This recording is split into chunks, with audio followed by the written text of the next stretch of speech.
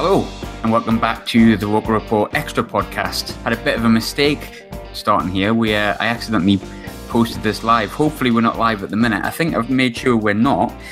The beauty of this is I have our first returning extra guest, and he's back pretty quick, if I'm honest with you. We've got Joe again to talk Walsall, because Walsall have done the dirty. We've got to play them twice. How are you doing, Joe? You all right? I'm all right, mate. I think is it exactly 7 days since I was last on? It's come around quick, hasn't it? Yeah, first returning guest, but we wanted you back that much. I've got to be honest. I'm pleased you were a good chat last week, because imagine if you were like terrible chat and I had to do that again for like 40 minutes. That's true. That would have been awkward, wouldn't it?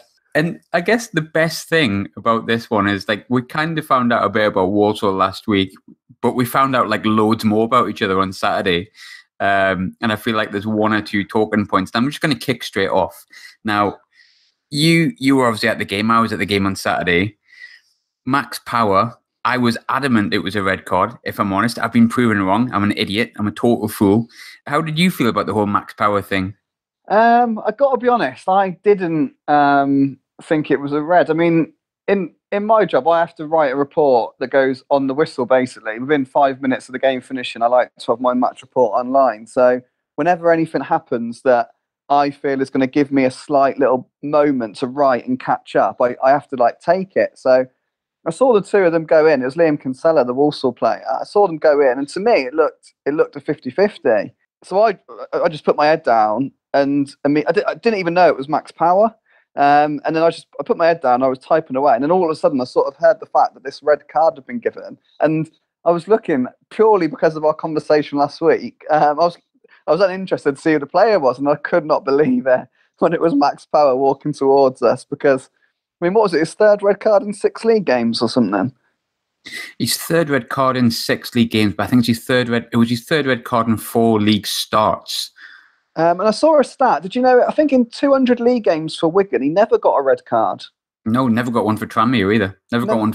Never been sent off before he came to Sunderland. Absolutely mental. Yeah, so I couldn't believe it. When he was the chap walking towards us. I mean, we're immediately trying to find out what that means. I think it would have been a 5-game ban, wouldn't it, if it was upheld? It was going to be 5-game, and I think it would have went into 6, because the Checker Trade Trophy apparently counts, but it doesn't count. I haven't got a clue what that means, but it's the past 2 times Checker Trade games have caught him, and he's not been suspended, and he has been. I have no idea. I just know he doesn't play in them when he gets red carded, but apparently it doesn't count. But I don't know. What do I know? It's bizarre this season. Yeah, it's really strange. One thing that came out a lot about the Max Power stuff, because again, I've got to be honest, when it first happened, I was like, what an idiot. He's done it. Like, he's done it again. Like, you shouldn't have dove in. And I guess naivety, but when you watched it back, it was just a 50-50. But what was quite funny before the appeal, and we knew what the outcome was, a lot of people were showing like stills of Kinsella's tackle. And Kinsella's actually the one that goes in quite wildly. When you watch it back, are you surprised he didn't get a red as well? Yeah, well, it's funny. Yeah, I was going to bring that up actually about the stills, because I saw one, I don't know if it was still in the game or very shortly after, where it almost looked like Max Power's boot was on Kinsella's ankle, which made me think maybe that's why it was given a red card, because Dean Keates, in fairness to him, he sort of like slapped Max Power on the back as he walked down the tunnel, almost to say I didn't think that was a red card. And he came out straight away and said he didn't think it was a red card. But when I saw that picture, I thought, maybe I can see why the ref has given it, because he did look a little bit high. But then, like you say, I've seen that one with Liam Kinsella, and for a split second, he has got 2 feet off the ground, hasn't he? And it could have been given, couldn't it? It really could have been given. But yeah, definitely. The reality is, it was a 50-50, wasn't it? And it's the right decision now that it's been rescinded. But I mean, and to be honest, I'm glad he was sent off, because I think he might have won by a substantial margin if he hadn't have been. And it was a vastly different game, wasn't it? That first sort of 20 minutes was, I mean, I felt like we were in total control. What was it, like 8 or 9 corners or something? And then Max Power goes off, and it's funny you mentioned, because when I was watching the game, I thought just go at them, like make them lose their confidence. I remember you saying, that they don't believe how good they are. And the thing is, when Max Power got sent off, it almost like Walsall kind of went, oh, well, we're going to have to go for it now. And then when they got a bit of success, it was almost like they thought, well, hang on, we can definitely win this. You were the better side from Power getting sent off. But before that, it seemed like total control, didn't it, from our end? Yeah, I mean, the first 20 minutes. I mean, I was sat there watching it behind my hands. Really, I think it was 8 corners. It was 8 corners in 13 minutes, wasn't it? And I think like our centre forward Andy Cook. I mean, he headed away more than half of them. It was just one after the other, and everyone. You look so lively. And then, yeah, I mean, the belief thing with him strange. I spoke to Josh Gordon afterwards. He started the game up front, and he literally said that they went in at half time, and that was when they believed they could do it. It's so frustrating, Walsall, because they do. It's exactly what I said last week. But they are so young. They're so inexperienced. They're either young or the players they've got that are more senior are playing in this level for probably the first season. Some of them are into their second season, but belief is just a massive thing with them. And I think it was at halftime they realised they could actually get something from, could win the game perhaps. And they flew out the traps, didn't they, at the start of the second half? And scored. The first goal was a really good team goal, and then the second goal was an absolute thunderbolt. But it's just. Well, honestly, that is Walsall. You've seen it all on Saturday. That'll be our season in over 90 minutes. You've seen how good they can be at times, and then you've seen that lack of nous and that lack of experience, and it's come back to cost them again because the 2 goals Walsall conceded. I mean, I could talk about them all day. I won't bore you to death with them, but absolutely ridiculous. When you watch them back and go through them, they're just ridiculous goals to concede, and it was weird because, like, I know you had 10 men. I know you had 10 men, but at the end of the day, you're Sunderland, and you've got your team sheet is just ridiculous. So to win that game, even against 10 men for 65 minutes, would have been massive for Walsall. Like it would have lifted everyone. It would have been such a big result. But at the end, it felt worse than a loss because you couldn't not feel like. Well, you haven't even managed to beat them with 10 men. You couldn't not feel like that. So afterwards, it was really deflating. So it's going to be fascinating at the weekend to see how Walsall's players go into it again after that, like being utterly deflated last time out. And I'm actually looking forward to Saturday's game. I'll be honest, I'm looking forward to like every game. But if I was to say which game are you like excited for the next few weeks, or at least excited for, sorry, it would have been like, the Walsall game, the FA Cup, like it'll be the second week we've played them, blah blah blah blah blah. But I think I'm actually looking forward to it because it got a bit niggly, didn't it? Yeah, it was really really fiery, wasn't it? And we've also got these players where we can swear on this podcast, can we, or not? Yeah, of course we can. Walsall fans call it bastardry. They love bastardry. So yes. And under Dean Smith, the Villa manager now, he's as nice as it gets. There's no bastardry about him. He's just a lovely guy who wants to play lovely football, and everything's like nicey nice. So they didn't have that for a long time, but now they've got players. I don't know if you noticed Josh Ginnelly when he scored his goal. I did. He went straight over to your fans, didn't he? He did. Ear out. We've got another lad like that, Morgan Ferrier, who they do. I mean, and Andy Cook as well. I mean, I tell you, Cook is actually a Newcastle fan, and he is absolutely desperate to score against you. If he scores on Saturday, there's going to be a riot because he will give it big to your fans. It's going to be really awkward. I hope we'll still have a few more stewards in, but yeah, they love all that, and like that's those 3 in particular. They love winding up the opposition fans, and it's one of those things, isn't it, in football where if it's your players, you love it, don't you? Oh, you do. And I mean, you know what? We haven't had anyone like that in our team for a while. And Chris Maguire's kind of been the one this season. But it was funny when Ginnelly scored, because I remember, I mean, from our end, it was like he celebrated the opposite end of where I was sitting. But you were like, oh, bloody hell, that's a good goal. That's probably it. That's probably game over. We're not going to pull this back. And then you've seen a bit of argy-bargy with him and Honeyman. And I don't know whether you saw at the end, when we equalised, Honeyman went straight back at him. And I know it seems like daft, petty, childish behaviour, but you kind of love that bastard, you don't you? We call it shithousing. Yeah. We just love shithousing people. Like, it's brilliant. And this is kind of why I like League One, because they're just like lads, isn't it, really? I know it sounds daft, but like I hate using the term lads and banter. I hate terms like that, but it is kind of just like that. It's like players that just really want to win. Talking about the celebrations after our second one, there's been a lot of talk about that celebration, and I wrote an article yesterday which thankfully went down all right. I think what a lot of people didn't realise about that celebration on Saturday was it was almost like it was a team effort between the fans and us, and it was The fans and the team, sorry, but when you look at like the reason for the celebrations, obviously, yeah, you're pulling it back with 10 men. Yes, it's only a draw, and we should have realistically been winning. But it was kind of like an analogy for the entire turnaround of Sunderland Football Club. It's like, I think we almost were on the verge of like death. Like I think many people outside of Sunderland thought, "Oh, you're done." Like that's Sunderland done at the end of last season, and being really reinvigorated this season. And it was like it's a real togetherness and a real unity. It wasn't like a relief. But I don't know how much of the celebrations you saw, but I'm curious, how did it look from the outside looking in? Because it was great fun to be part of. I'm not going to deny that. It looked awesome, to be fair. I mean, you can't. It's exactly what you said, really. But I mean, you can't legislate what a good result it was. I mean, you had 10 men for 65 minutes, and you've pulled it back to 2-2. I mean, that is a mammoth effort, isn't it? From going 2-0 down with 10 men to get it back to 2-2 is just. And everything you said there, I was so impressed with just the togetherness, really, on Saturday. I was really, really impressed with your boss, Jack Ross. I listened to his presser afterwards, but on the touchline throughout the game, he was just, I mean, to be honest, he was scary. The way he was shouting orders, the way he was going at the referee, I mean, he was intimidating. He was a completely different character after the game when I just eardropped on his presser.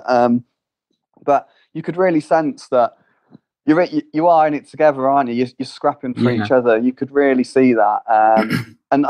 And it's the belief, really. I think even when you went 2-0 down, I mean, McGeady's goal comes at a really good time for you. There's still half an hour to go. If Walsall could have hung on for another 10, 15 minutes, it really would have been harder to get back in the game. But you could tell that they never believed they were out of it. And they were just scrapping for each other, weren't they? You could really see that. And you could really see at the end that, I don't know who it was. Was it Honeyman who sort of like ran over to where you were and was like mental with his arms?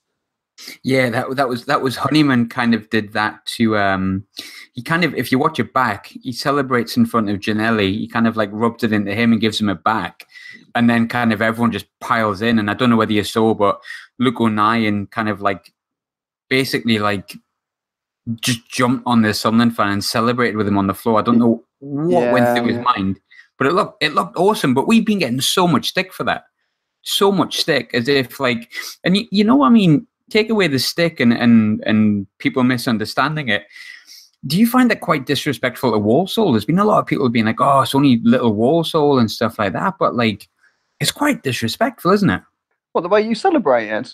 No, I mean the fact that like people are saying, you know, "Oh, you shouldn't be celebrating the 2-2 draw against Walsall." Oh, I see what you mean. Oh no, yeah, I think that's absolutely ridiculous. I mean, name me, how many times can you remember that you've been down to 10 men in the first half, you've been 2-0 down, you've come back to get a draw out the game?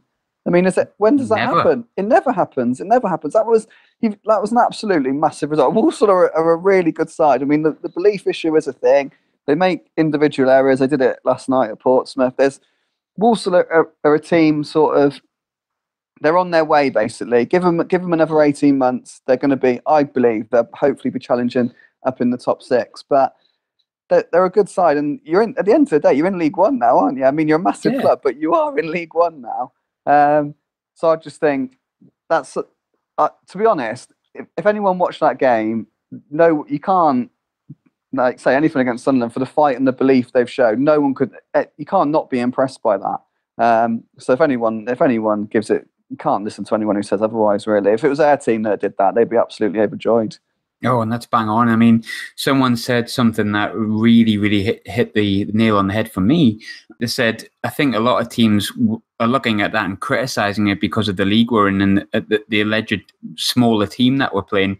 But is that not just a fear of if they dropped down that fast, they wouldn't even be there? They would be AWOL. I mean, people forget, we have a big fan base and stuff like that. But how many fan bases stick around after 2 successful relegations and sell out every single away game, no matter which? I mean, we took nearly 2,000 to Morecambe in the Checker Trade Trophy for a competition we'd already qualified for.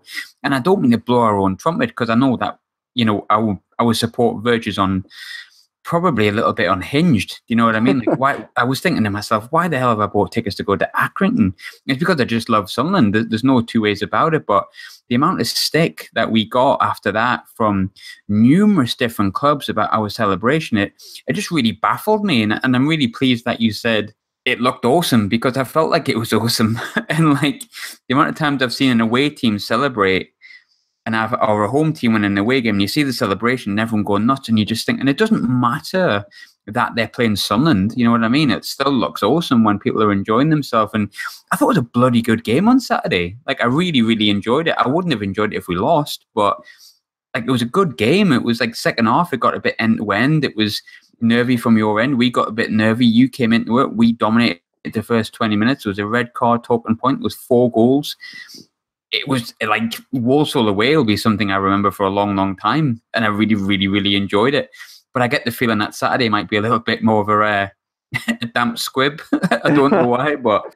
Yeah, I can't see it being quite... I mean, do you take it as seriously, the FA Cup? Do you think you'll name a team as similar team to what was there last Saturday? I thought Jack Ross would maybe play it a bit safer in the FA Cup, because he's played, I think, the game in the Checker Trade Trophy. He's played more or less youngsters and a couple of first teamers that maybe need game time. In the League Cup, we got beat in the first round of Chef Wed, but he played the majority of what at that point was first team with a couple of fringe players. So I thought when it came to Port Vale, because I mean the onus is on getting promotion, and simple as that. But against Port Vale, he played the full team. He played like he's full starting 11, like front to back. There was no interesting. He dropped Madger, I think, and played Sinclair instead. But that was the only one. So yeah, I think he will play his full team, and I think in a way, I'm kind of hoping there's a little bit of like nitty gritty again, because I think that could make it a good game. I just hope there's no injuries or anything like that. But I mean, obviously you're in and around the Walsall camp, but has that result last week, has that kind of dampened their spirits? Obviously we've had a game in between. We beat Barnsley last night. You got beat off Portsmouth. I think on the record they're saying that they want to get one over you. I think the reality might be, I think that the spirits have been dented, to be honest. I think you are just such a good side, and with such good players, that I think, like I said earlier, I think it didn't feel like a draw. It felt like a defeat. It felt worse than a defeat. So I don't know. It's going to be really, really interesting. I'd love to think that Walsall would have. I do think that there's a lot of character in the team, so I do think they will come out with a point to prove. I just think if you scored early or get the first goal, I think then you might see. Yeah, that's what I imagine will happen, actually. I think Walsall will come out with a point to prove. They'll definitely try and get revenge. And if they score first, I think it could be a real, real tasty battle. But if you score first, there's been a couple of times this season where, maybe not with the first goal, but if Walsall have conceded a second, their heads have dropped. But I think because of the quality you have got, I think if you did score first, having not been able to beat 10 men, I think they would be a bit down, being 1-0 down against 11. But anything can happen, can't it? Who knows? We might have another red card for Max Power. You never might happen. Oh, God. I really hope not, because the poor lad played last night against Barnsley, and he had a good game, but he didn't look like Max Power. He looked a little bit held back at points. I mean, it didn't really affect his game too much, but he's a good player. He's one of our best midfielders, but you could tell he was holding back a little bit. Not holding back as in bottling challenges, just you could tell there was something going through his head when a 50-50 was coming up, where normally he'd be straight into it.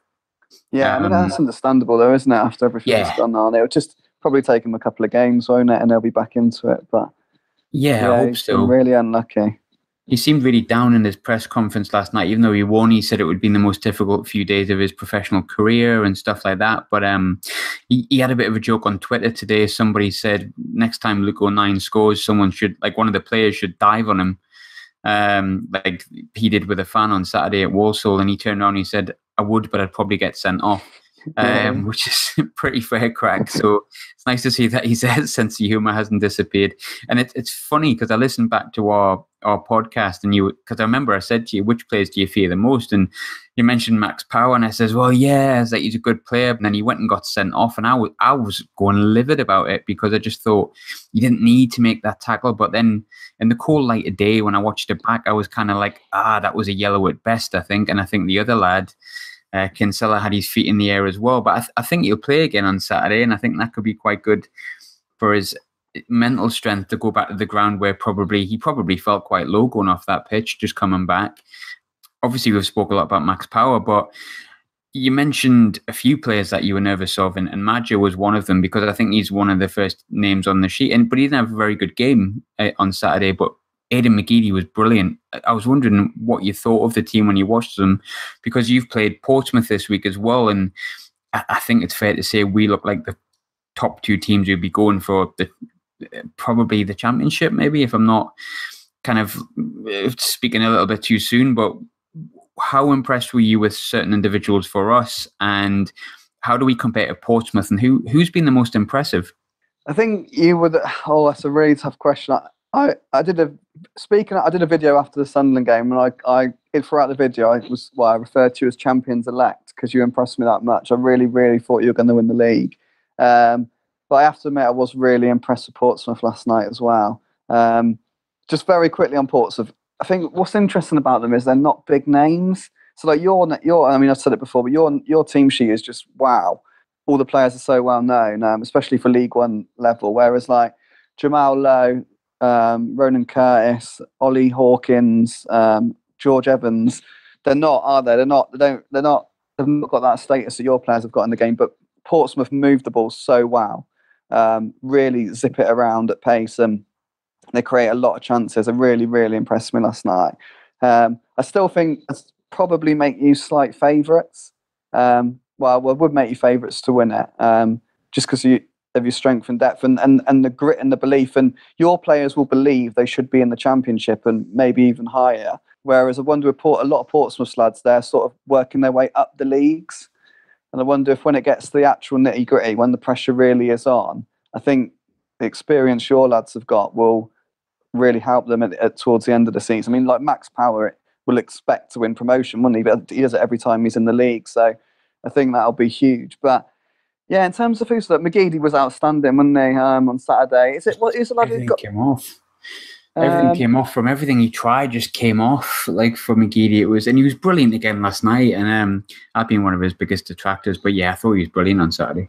And I can't remember, is it Neil? Oh, Luke O'Nien, the guy who came on off the bench. Yep, O'Nien's been really good recently. We bought him from League Two. Oh, did you? Yeah, got him from Wickham. But obviously, last season when they were down, but he didn't do that well at the start. But he's been coming off the bench in the past few weeks, and he scored last night again. And he's been really impressive. It's nice to hear that O'Nien impressed actually, because he just never stops, does he? I thought he made a big difference when he came on. I thought he was really, really good. But McGeady was the one that I think he moved. He was like, after the red card, he moved more central, didn't he? Yeah. And he just seems everything that was good about you went through him. And yeah, he was.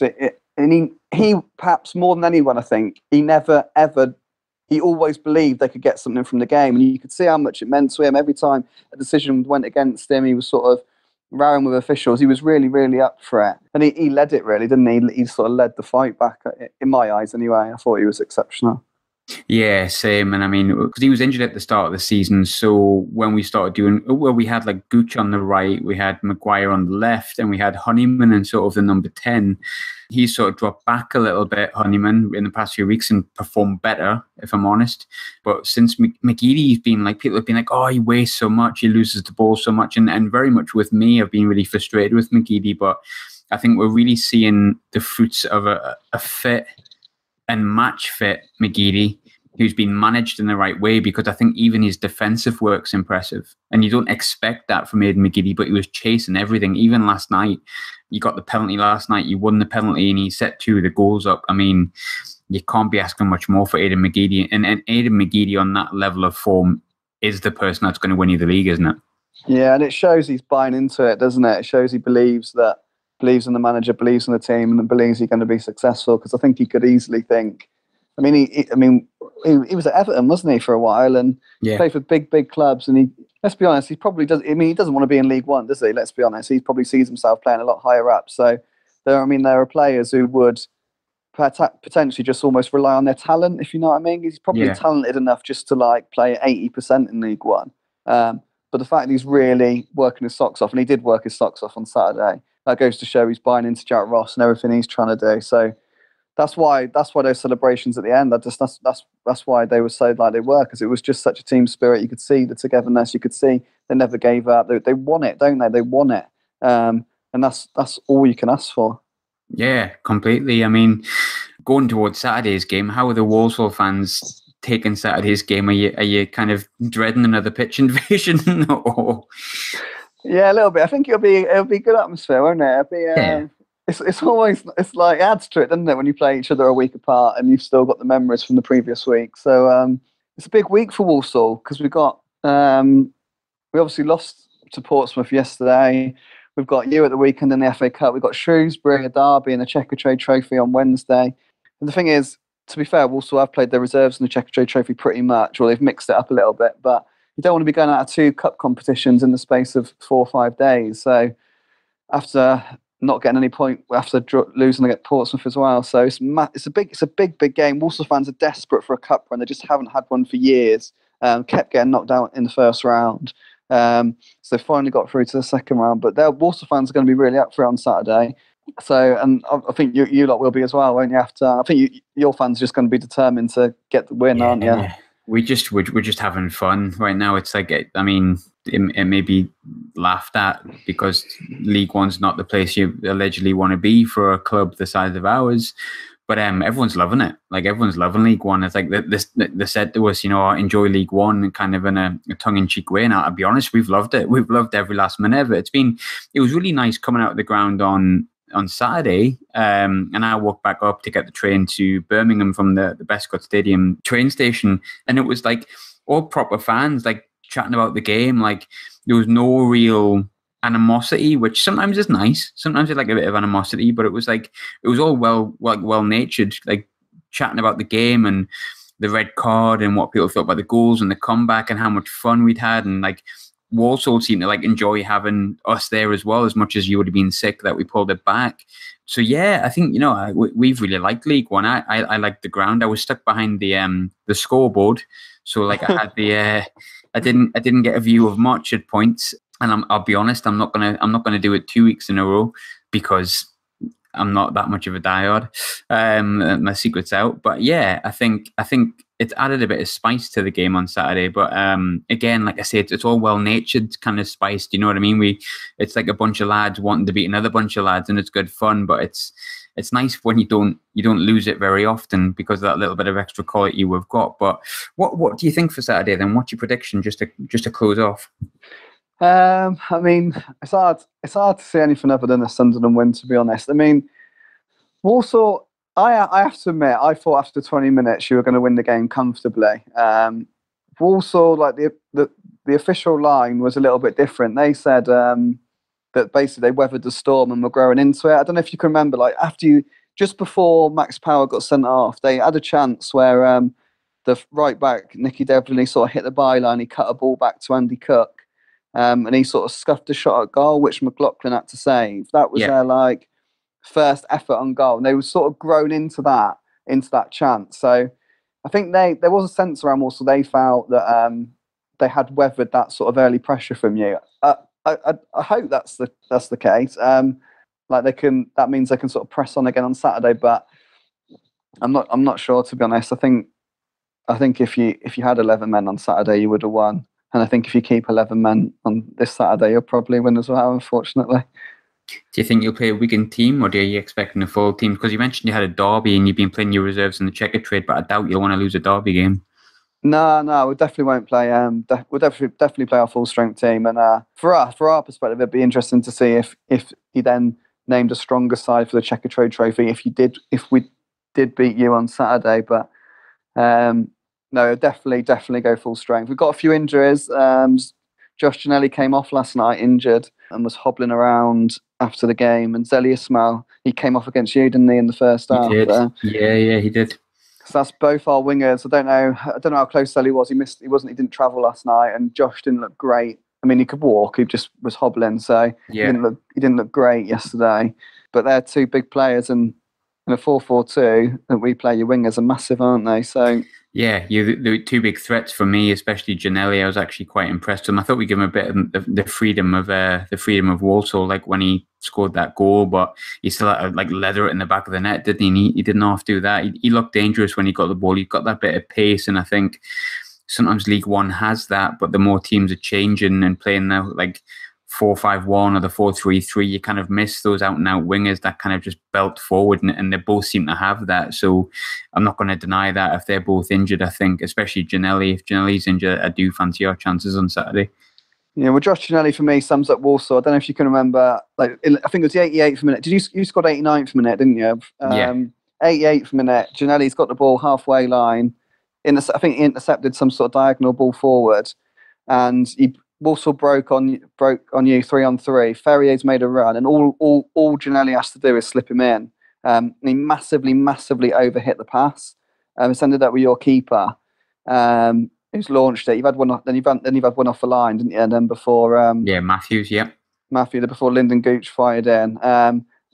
If Janelli makes that pass, or Janelli runs to the corner, Walsall win the game in my book. And I hated saying it after the game, but I said it after the game. I hated writing it for Monday's paper, but I wrote it because I didn't want to hammer Janelli, because he scored a thunderbolt, didn't he? Oh, it's a beauty. Because I thought he was good in the game. I thought he was like a 7 out of 10 good, and then he scored that thunderbolt, and then for like 5-10 minutes he was unplayable. He was just brilliant. But he's given. It's awful to say it, but he has lost the ball, and that's allowed you to get a point out of the game. And that is Walsall. That is a naivety. I mean, he's 21 years old. Like it sums it up perfectly. Like, he has got quality. We saw it, but they are young. They are inexperienced, and it came back to bite him there. So yeah, but when he played last night, it didn't seem to affect him. He looked bright again. He looked really, really confident again. So if he is injured for the weekend, that is a loss. And I bang on about Zeli Ismail all the time. I mean, in the league, he's as talented as anyone, but he's just very, very inconsistent. So if he could turn it on Saturday, and Janelli had a really good game Saturday, Walsall would be within a real chance again. But yeah, if they're both out, it'll be a huge loss. So, prediction? 2-0 Sunderland. I'll go with that. I'll go 2-0 Sunderland. Yeah, I'm happy with that. I said 1-1 on Saturday, didn't I? I was close. And I said 2-2. No, I said 1-1. You both said 1-1, didn't we? Oh, that's right. No, that's right. Yeah. So have we agreed with each other twice in a week? Well, I went first, so you're agreeing with me. I'll take that. Nice way to end. Agreed. You're not coming at the weekend, no? No. I'm actually working. I actually did consider it, and then I kind of checked my sanity and thought I don't need that day off. I am at Accrington though. That's an interesting ground to go to. That's a proper League One day out. Oh, a League Two day out, isn't it? It seems like a conference. Apparently, the smallest ground in the entirety of all the league teams, 5,000, I think. But we've got about 2,500. That's mental, yeah. When it's windy, you think the place is going to fall apart there. It's hilarious. Sounds like my kind of ground. They're a good side. I know, I've heard that, and it's kind of worrying in a way. I don't want to go down and Stanley and see us get beat, but there's my Premier League snobbery coming in. We're League One. Stop invading the bloody pitch. Oh, but good to speak again, Joe. So quickly as well. Yeah, I'll speak to you for the third game, shall I? Yes. I can't remember when that was. Probably next week at this rate. Yeah. Probably. Imagine if it was a checker trade. Jesus Christ. I know, it almost was, wasn't it? But good catching up. I hope you have a really bad Saturday again. Hope you hate the entire day. But thanks for checking in, mate. Look after yourself. No worries. Good luck for the rest of the season. Cheers, Joe. You as well, mate. Well, that was a bit different because we spoke about Walsall all last week. So I feel like we know about Walsall. I just thought it would be better to have Joe on, who was great last week, and I had a lot of fun with Joe. Had a bit of a crack with him, over the match and stuff like that on Saturday. Really cool guy. Knows the stuff about Walsall. Good laugh. And so Walsall again on Saturday. Really enjoyed yesterday's win against Barnsley, which I got to go down. Definitely 100% have broken my duck of not seeing Sunderland win. I actually haven't seen us lose this season. I'm touching wood as I say that. So yeah, I'd like to get a win in the cup against Walsall on Saturday. I'd like to beat them because I thought they were a bit niggly on Saturday, and that kind of annoyed me. But again, I'm cheery. I'm happy. I'm loving watching what we're watching at the moment. Loving watching Aidan McGeady. Loving just the entire demeanour around the club is just brilliant. It's an absolute pleasure to write about the club, to do these podcasts and to do the player interviews, and I'm just loving being a Sunderland fan again, and I'm sure you are too. Thanks for checking in. I'm sure that you feel like checking in more this season than last season. I certainly feel like doing it more this season than last season, and as I said in the article I wrote yesterday, it feels like I got the club back. It feels like it's Sunderland again, doesn't it? Enjoy your weekend.